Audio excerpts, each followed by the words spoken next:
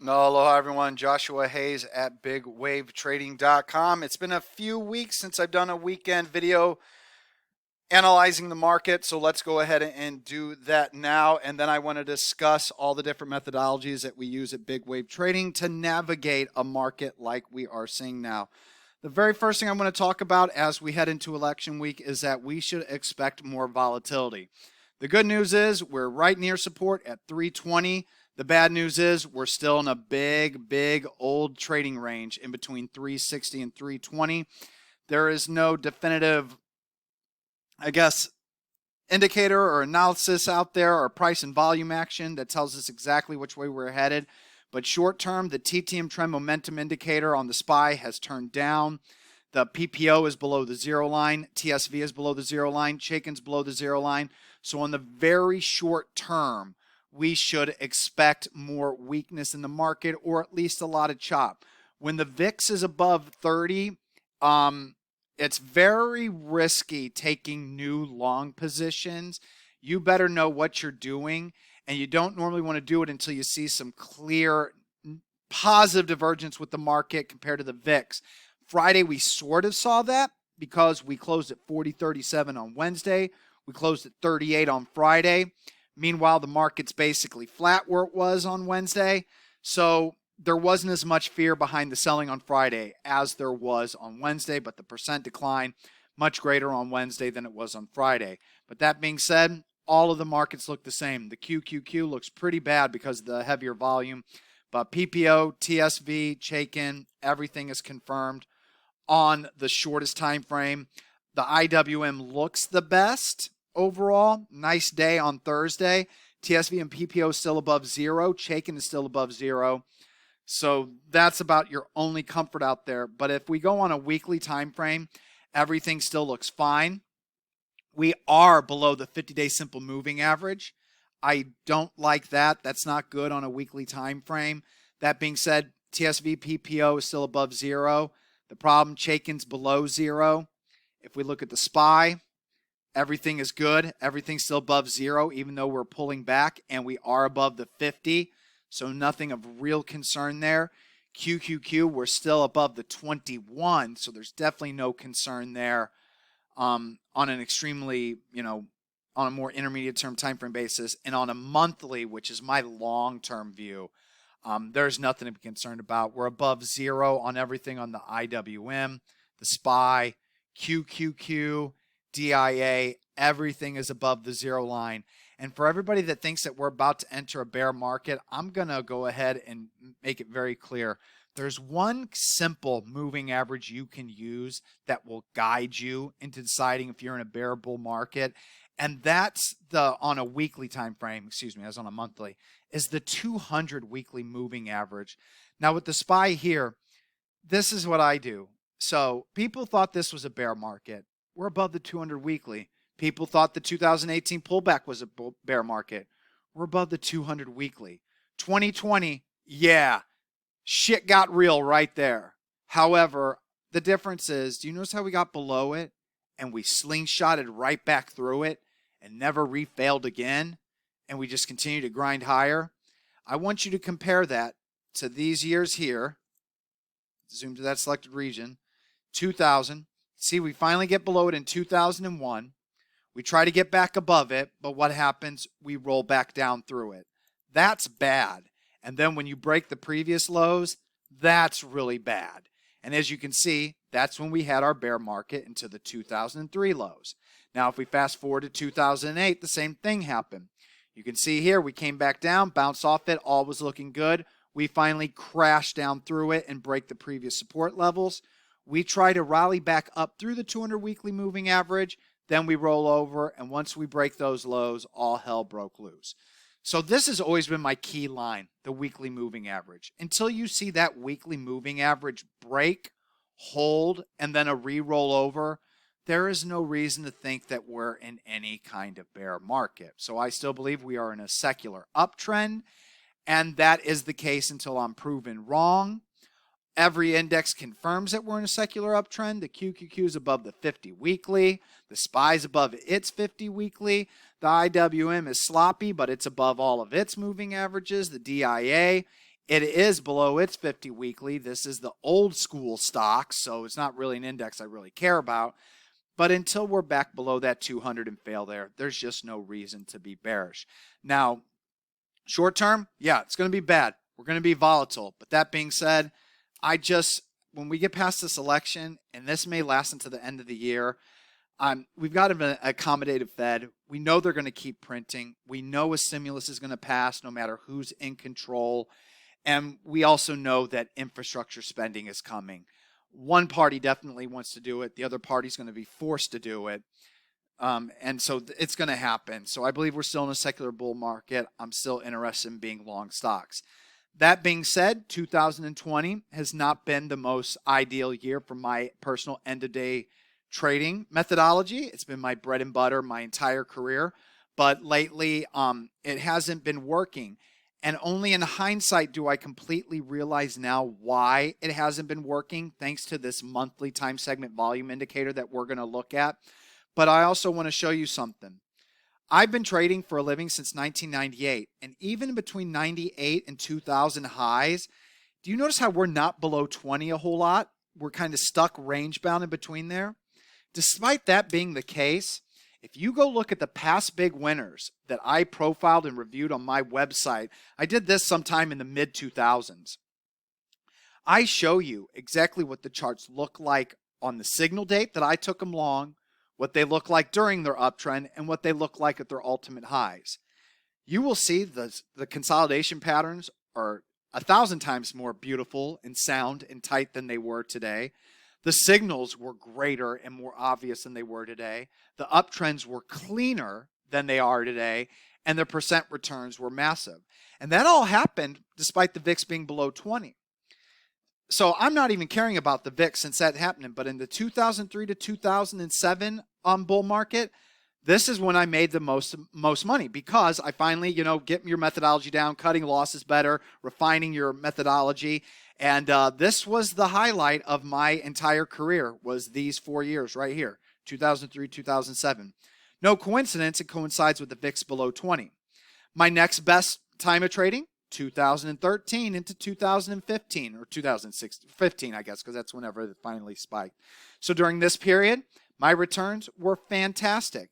The next best period for me, 2017. Amazing returns during this year. Notice how the VIX is below this line right here. But in 2019, you'll notice the VIX is below 20 this period of time. But guess what? My end-of-day swing trading trend following methodology didn't do that great. I didn't have too many amazing signals. The few signals that I did have, I was having trouble getting positions in thanks to the volatile market, the gapping overnight market, which used to never be a problem. Now it's a constant problem. So I started to wonder, how come that's happening? Why is it not working in 2019? And after back testing multiple indicators, I finally found the one that lined up with all the great periods of times that my end-of-day methodology did amazing, that did not line up in 2019. And we'll go review that. But before we do, I just want to show you that in 2020, since the March lows, the VIX has never, even for one day, even intraday, gotten below 20. The lowest it got was 20.28. That's it. Never once below 20. Not only, and I had this, how far back does this one go on this one? Let's see if we can get it back further. Yep, I got to 1986 on version 7 and here. So I have data in the VIX going back to 1986. That's how far back I can back test it. Never before in the history of the VIX has it been above 20 for this long. So anytime it's above 20, the market may rally, but it's never rallied as much as it has from the March lows to the recent highs. Also, with that being said, there's never been an uptrending market that's ever uptrended for this long with the VIX remaining above 20. Anytime the market starts uptrending for a period of time, this is what happens. Gets below 20. Uptrends for a period of time, gets below 20. 2009 to 2010. Uptrends for a period of time, gets below 20. Market always moves. We've never seen the market ever rally for as far and for as long as it has via magnitude and time with the VIX above 20, like we've seen in this market uptrend. So that's thrown my end-of-day methodology into a tailspin. But that being said, something has happened that I want to look into, And because all of this started happening in 2018, it's another topic I want to talk about following this final look at this final chart that I want to show you that finally appears to be turning. As some of you that watch these video lessons may have already guessed, the indicator I'm talking about is the time segment volume. Now, the best times to ever trade in the market. Look at 2017 when the monthly is green during this period, okay? See when it's green? Now, the best times to trade, this is just the DIA. Let's go ahead and just look at the SPY really quick here, just so we can get on this one. So you see how the SPY, the monthly, is uptrending during this entire 2017? No coincidence I do well.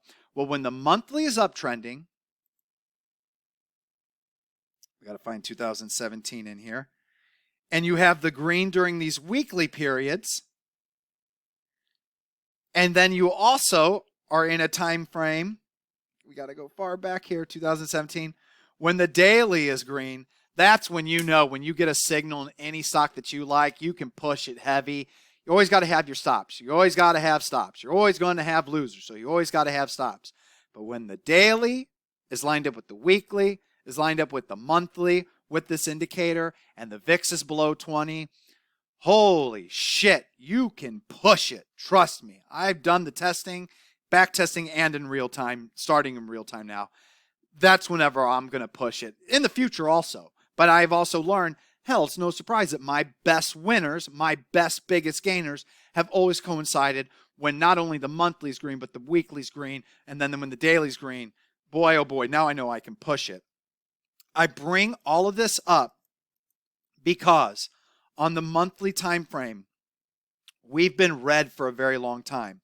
Now with the DIA, you can see that in September 2018 to October, this went red. And you can see that we've had some flashes of green, but pay attention to this moving average number. You will see that despite it going green, the moving average line is still declining. So the DIA is getting ready to turn green, but it hasn't really lined up yet. The QQQ on the monthly turned bullish in March to April 2020. No coincidence, it was the leading index. Surprise, surprise. And as you can see, the moving average line is now curling up and going higher. So monthly is good. Weekly has turned bearish now. So in that middle time frame, you got to be careful. And then obviously the daily's not good. But if that monthly stays bullish, when that weekly turns and that daily turns, you know you can swing for the fences in QQQ names. I bring all this up because the two main indexes that I focus on are the SPY and IWM. We have just closed out the month on the SPY. I want you to notice it was flirting with green back here. So it turned green on a monthly basis back here after not being green from September to October 2018. But notice that moving average line right here, okay? It's still falling each month. Gets lower and lower each month. We'll look at what it's going to do at the close of this month. Look at that moving average number. It slightly ticks higher. So not only is the SPY going to go green, but that moving average line is going to tick higher. That's going to put a major signal in our favor, which will tell me to start increasing size. But remember, at the same time, I can't really do that until the VIX is below 20. Still very nice. And on another note, the IWM, this is the important one to me. This thing turned bearish back in July 2018. July 2018, guys, this monthly time segment volume has been red, downtrending. At the close of this month, for the first time, not only is it going to go green, but the moving average line, remember those red numbers right there, as you can see, is going to curl higher. So this is my main chart, the Russell 2000, because I like small caps. Not only is the monthly time segment volume going to go green, moving average line is going to move higher. This is now my signal. I can start pushing size on an end-of-day basis. But the weekly looks like it's going to cross lower again, and the daily is like this. On top of that, the VIX is elevated above, right around 40, so we're not lined up yet. But I tell you what, that VIX starts declining. The weekly and daily start turning higher. I've now got my monthly time segment volume bullish for the first time since July of 2018. And all of this is very important because I want to end the video lesson on all the different methodologies that we use and why it is important. All right, everybody. So now for a little bit of promotion, since I never really do it. Guys, I have a very inexpensive service, and what you get for the dollar cost is more than worth it. For a gold membership, you only pay like $300 a year. That's ridiculous considering some of the trades that I give you guys. I gave you guys a free trade last weekend video lesson on CROX. What did it do? It only rallied 20% in 3 weeks. Gave you one trade idea and it worked. Okay? So whenever they work, they work. Do I have losers? You better believe I do. That's why we have cut loss levels. That's why I gave you a stop level on CROX. But the point is, when things work, things really work. Things haven't been really working since 2018 because things haven't been lined up. It's been the weirdest market environment ever. There's never been a period of time where the market's traded like it's traded. That being said, I want to remind everybody really quick in this video lesson, really quick, what great setups end up looking like whenever they do trigger. This is what they look like. Do you notice all the green in this chart on the bottom window pane? Do you notice all these tall green volume bars? Do you notice all these pocket pivot point signals? Do you notice the volume truncation on this day compared to all the previous volume bars and how BOP explodes to max green? Even though this is a utility stock, WTRG, how does it perform? Beautiful, just beautiful. And you can see here, you get long and your stop is here. It was a utility and it didn't do much, but still 22% gain. Want to remind everybody of the best signal during that entire rally in 2019, ARWR. This is what it looked like. Notice the volume truncation, the max green BOP. What does ARWR do to its highs? I'm just going to use that little move right there. Good enough. Bam to bam, 232% gain. This year has been a bit more sloppy. It's been harder to get long thanks to the gaps, but I still want to show you guys it still happens. Get the volume truncation, not quite max green BOP on this, but it had green BOP previously. And then bam, NFE, 300% return to the highs. Recently, SPT. It's not perfect, but you notice the volume truncation, the max green BOP. What does SPT do to the recent highs? Still is a hold, 40%. And then this one, it's almost impossible to get. ELLO, it's too thin. I didn't even get it. But once again, notice the volume truncation, all the tall green volume bars, this, the green BOP. Bam, bam, bam, bam, bam, bam, it worked. Now, recently, you want to see one that failed, by the way? ELLO, 26% gain in a month. You want to see one that recently failed? STFC. STFC, bam, bam, bam. Candle over candle off the lows. Volume truncation, pocket pivot point signal. You get a surge into max green. What was missing in this chart, though? Where's all those spiky triangle things? Where's all the tall green volume bars? Where's all the green BOP in this window pane? So it should be no surprise that STFC failed on me. Didn't think it would, or else I wouldn't have taken it long. Had to give it a shot, but it didn't work.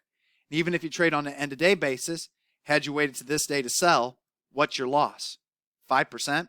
I just showed you a 40, 30, and a 300% winner, and a 20% plus winner, and another 300% winner in ARWR. I already forgot how much that one moved. Sorry, got to go check again. Yep, another 300% winner. And then whenever it doesn't work, you lose 5%. Seems well worth it, right? Well, sadly, the pain-gain ratio has been pretty weak this year. It was pretty weak in 2019. Remember what I just showed you with that monthly TSV? Even though the VIX was below 20, I only had a few winners in 2019. Didn't do too well. What was the one indicator that didn't line up during that period? That monthly TSV. Remember, it went bearish in July 2018 on the IWM. Went bearish on the S&P 500 in September 2018. No coincidence, 2019 was another rough year. You get that VIX lined up under 20 with that monthly TSV, and you get those signals I just showed you for free in this video lesson, you can make a shitload of money. You can put all your capital into it or not. Right now, my methodology, for now with this market, this is the free pick I gave over, or the 3 trade idea. They're not picks. It was CROX. This is what it looked like on the day that I gave it out as a long signal, CROX.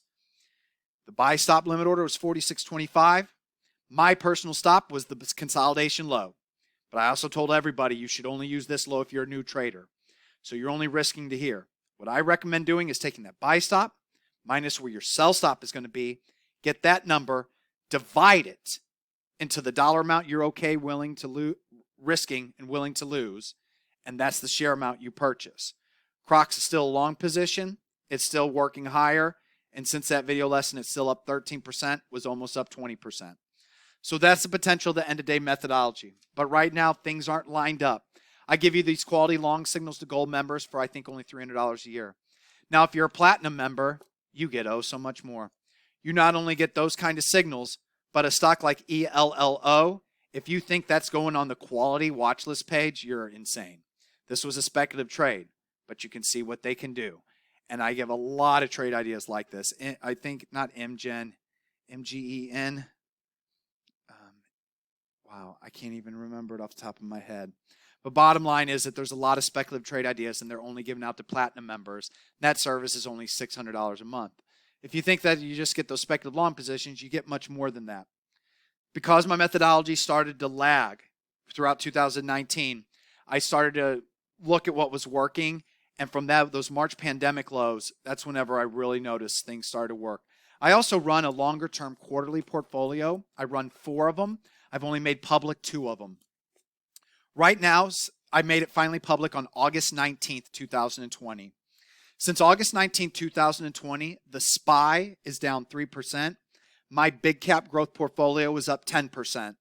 My mid cap growth portfolio is down 1%. They're both beating the market. I also have a strong relative strength accumulation distribution portfolio that doesn't care if a stock beats on its top and bottom line. That's up 9% this quarter. Since I've made that portfolio and started tracking in a user-defined index, it's up 150% since November 2018 compared to the S&P 500's 21% gain. That's a set it and forget it portfolio, guys. Let me go ahead and bring this up right here. It's stocks like this. You're going to see 10 stocks in this list. This is my strong accumulation distribution relative strength portfolio. Look at the names: CMG, Lulu, Facebook, Region, GNMK, SQ, FSLY, WNIO, Piton. Despite having names like FSLY and GNMK in it, the damn portfolio is up 9% since August 19th. Pretty impressive overall. But here's the strong big cap one, only showing you 1 stock in it. And that's because just don't want to give it out publicly. That's for platinum members only. But you get those every quarter. 10 stocks. You put 10% of your portfolio in each of those 10 stocks. You hold them for 90 days. After 90 days, we redo it. I look for all stocks that beat on the top and bottom line. I look for the ones that are the strongest compared to the overall market, strongest compared to their industry group, have strong industry groups compared to the overall market, and then we replace those 10 with a new 10. If any of those old 10 are part of the new 10, they stay. And we do that every 90 days, no matter what the market is doing. That portfolio was getting hammered whenever February 2019's new names came in. Basically, that portfolio was at the highs. Look at that sell-off in the market. By the time May came around and it was time to do the portfolio again, the portfolio was green, despite the market being nowhere near the new highs. We do the portfolio again in May, then we do it again in August, and coming up in November, we're going to do it again. If you're a platinum member, you get access to that portfolio. So not only do you have the quarterly set it and forget it methodology of 10 stocks, 10% capital each for 90 days, you get those end-of-day trades that I just showed you. All of them, spec and quality. And not only that, whenever I'm around and I can day trade, every pre-market, I tell you exactly what stocks are good to go for the day, the top watch list. When they set up intraday, I let you know which names that you need to, I alert them, which names you need to get long. But lately, I've taken on another commitment and I can't be around. So all I do is I review those intraday ideas at the end in the video lesson. But I have guys in that chat room that know what I'm looking for and know what to focus on. And just to wrap this video lesson up on like the names from Friday. Heading into Friday, there were only a few names on watch that were gapping up pre-market that I was interested in. Sorry, let's do that. EQ was one of them. Whenever a stock I'm watching sells off on the heaviest volume of the day, I'm not interested. When it re-breaks out, I'm re-interested. But when it sells off on the heaviest volume of the day, I'm no longer interested. Remove EQ. AIRI was another one. See that reversal on that huge volume bar? done. Has to break above the VWAP with strong volume and hold to be re-interested in. Never happened. MGI was not of interest, but I reviewed my scanners. Definitely started to hit them around here. Would have been interested in it, but when it sells off in this heavy volume, boy, oh boy, you really need to impress me. You notice it tries to break out again. Volume's lower than that big volume bar. No surprise it fails. The one that worked, BLRX. Everybody in my chat room knows that this is the one to focus on because you get back above that opening print price, that blue line here.